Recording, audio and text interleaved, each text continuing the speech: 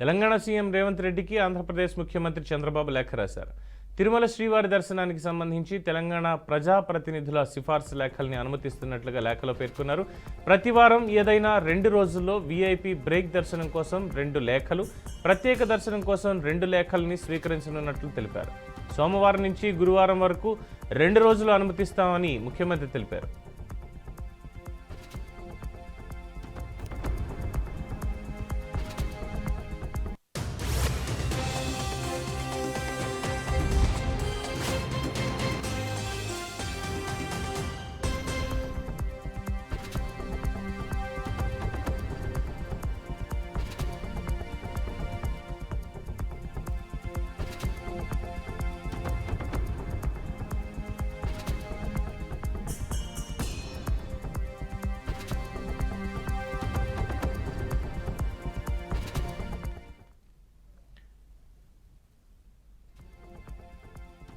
రెండు 2014 రాష్ట్రం విడిపోయిన తర్వాత తెలంగాణ ప్రజాప్రతినిధులకి కూడా తిరుమల తిరుపతి దేవస్థానం దర్శనానికి సంబంధించి సిఫార్సు లేఖలు అనుమతించేవారు. కానీ 2019 నుంచి సాంప్రదాయం కాస్త గాడి తప్పింది. దాంతో 2023లో కాంగ్రెస్ ప్రభుత్వం అధికారంలోకి వచ్చిన తర్వాత చాలామంది ఎమ్మెల్యేలు, ఎంపీలు కూడా తిరుమల దర్శనానికి ఎమ్మెల్యే, ఎంపీల సిఫార్సు లేఖల్ని అనుమతించాలి అంటూ ప్రభుత్వానికి చెప్తూ వస్తున్నారు. బట్ అప్పుడున్నటువంటి ప్రభుత్వం దాన్ని లెక్క చేయలేదు. కానీ ఎప్పుడైతే ఆంధ్రప్రదేశ్లో కూటమి ప్రభుత్వం అధికారంలోకి వచ్చి చంద్రబాబు నాయుడు ముఖ్యమంత్రి అయ్యారో అప్పటి నుంచి తెలంగాణ ప్రజాప్రతినిధులు ముఖ్యమంత్రి చంద్రబాబుని కలిసి తిరుమల దర్శనాల విషయంలో గతంలో ఉమ్మడి రాష్ట్రంగా ఉన్నటువంటి ఆంధ్రప్రదేశ్లో ఉన్నటువంటి దాన్ని పరిగణలోకి తీసుకోవాలి, తెలంగాణ ప్రజాప్రతినిధుల లేఖలను కూడా అక్కడ యాక్సెప్ట్ చేయాలి అని చెప్పి రిక్వెస్ట్ పెట్టడంతో చంద్రబాబు దాని మీద సానుకూలంగా స్పందించారు. గత 4 రోజుల నుంచి కూడా దీని మీద చర్చ జరుగుతోంది. బీఆర్ నాయుడు గారు కూడా దీనికి సంబంధించి స్పందించారు అని ముఖ్యమంత్రికి స్పెషల్ రిప్రజెంటేషన్ కూడా ఇచ్చినట్టుగా తెలుస్తోంది. అయితే